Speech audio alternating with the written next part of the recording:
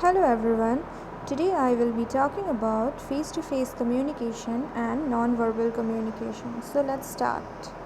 When two individuals are physically present at one place and communicate with one another and interact with one another, that is known as face to face communication. Physical presence is necessary in case of face to face communication.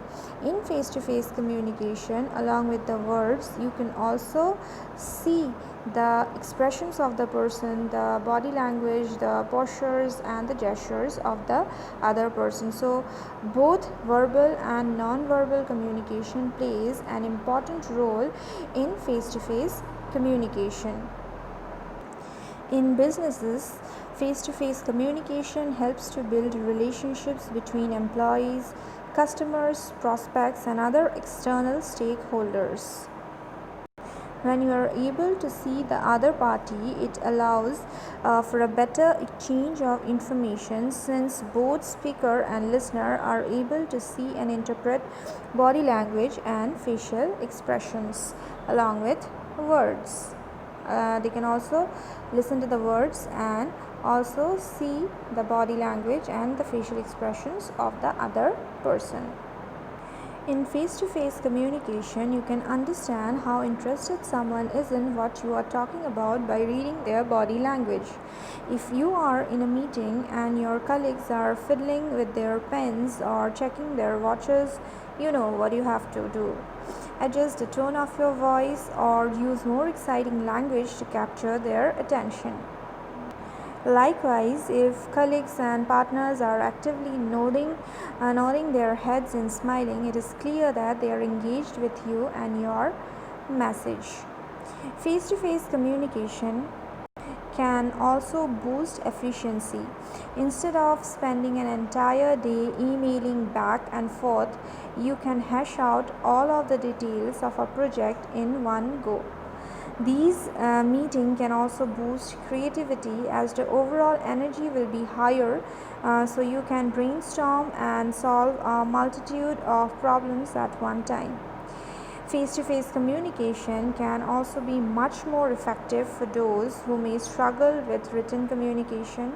Everyone has their own unique set of skills, and some people are much more fluid and clear with verbal communication or oral communication. While face to face communication is not always an option due to distance or conflicting schedules, it is important that you do not forget about it completely. Whenever possible, take the time to interact with your colleagues face to face and enjoy the benefits. There are different types of face to face communication, such as interviews, meetings, conferences, seminars, workshops, classroom lectures, stage acting, public lectures. So these are the types of face to face communication when you can personally meet the other person and can communicate with him or her. Let us now see the dynamics of effective face to face communication. In face to face communication, at least there should be two individuals, a sender and a receiver, and they should be physically and mentally present at the place of communication. So, as I had already said, one has to be physically present at the particular place, not only physically but also mentally. The person has to be there mentally as well. If the listener is thinking about something else and is not mentally present at the place, then there won't be any effective communication.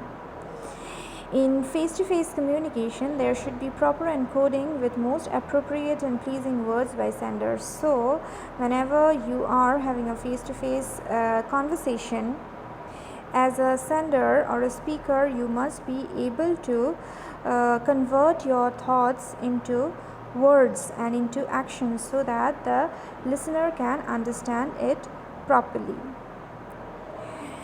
Also, in face to face communication, there should be proper decoding by the receiver. So, what is decoding? Decoding is the process of understanding the meaning of the message or attaching meaning to the message.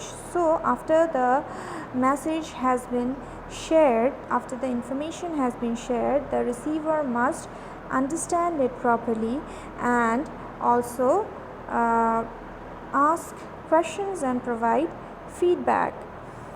So feedback is also a very necessary part of face-to-face communication, and it's quite easy to get a feedback or to give a feedback in a face-to-face communication, because because both the individual or both the parties are present at the place, physically present at the place. So receiving or giving feedback is very necessary. So if you are the receiver, if you are the listener, then you should definitely provide your feedback. I'll be continuing in the next video.